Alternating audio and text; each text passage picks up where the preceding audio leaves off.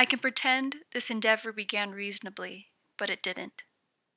I can say I knew the end and why, but it would not be true. It's been accumulating, insights piling from conversations with text, people, and place.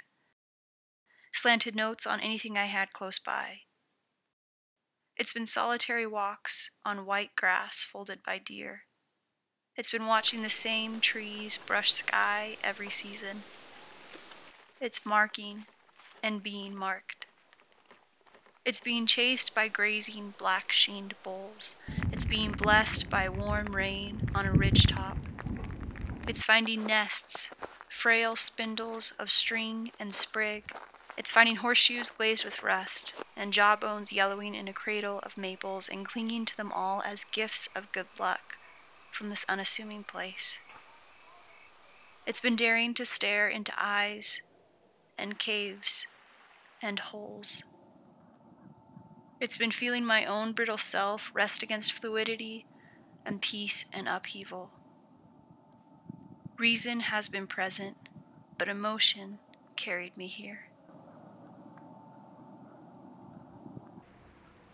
I ride the train to school. An early class made me witness to early light. The mountains glowed, the mind glowed, and when I needed distance to weigh readings, the mark, that scar, stared. I am reason, I am visceral.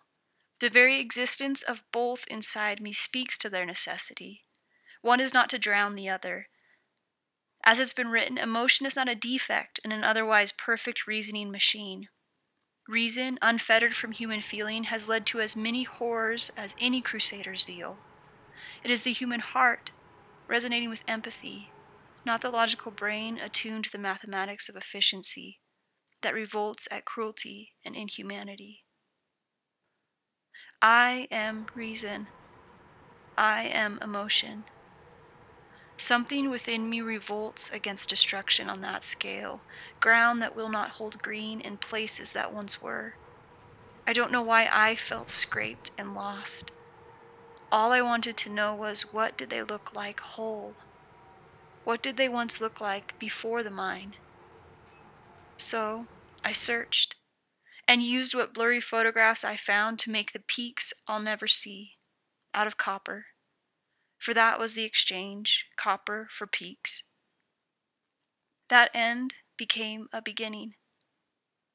While searching for those photos, I spoke with Utah's historians, librarians, and specialists, and again had to spell as their fingers hovered over keyboards. Oquirrh. Ochre.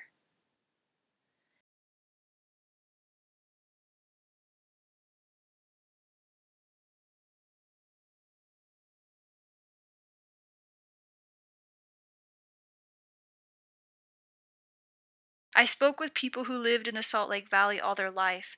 Most had visited the mine, but not the mountains. It seemed the removal of some removed the whole from memory. And it was true of myself. While I did not grow up in this valley, I have lived next to the Ochres for several years. Finally, last fall, I visited them. I felt shame that I knew nothing of these mountains. I felt unmindful that I had witnessed their destruction only subconsciously.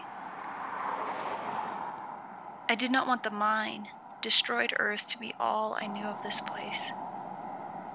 I checked out every book on the Ochres and carried them home. The story I found was of the mine and corporations. It didn't satisfy. There are deep questions that come from the part of us as old as rocks. They are questions that live within, taking time to carve us into receptacles. The Ochres became my question. I wondered how this came to be. I look at the Wasatch and they just are. I look at the breadth of the Ochre Range and see the Smelter smokestack, the valley's radio and television antennas on Farnsworth Peak, the concentrator, the mine, and the recreation area of 5 Mile Pass. I know the Wasatch have protected land. Here in the Ochres, all except for a small piece is private property. 2 ranges share the same valley, yet they are treated so differently. How had this ignorance and apathy, both individual and collective, come about? Each story extends beyond our own. In memory and writing, we like to bracket lives and history, putting a dash in between a tight beginning and end, but causes and effects stretch beyond. Every life, event, or mark has, as the poet Robert Hass said, a skein of causes. And so a storyteller is a weaver, and we speak of weaving a story. I read the written stories.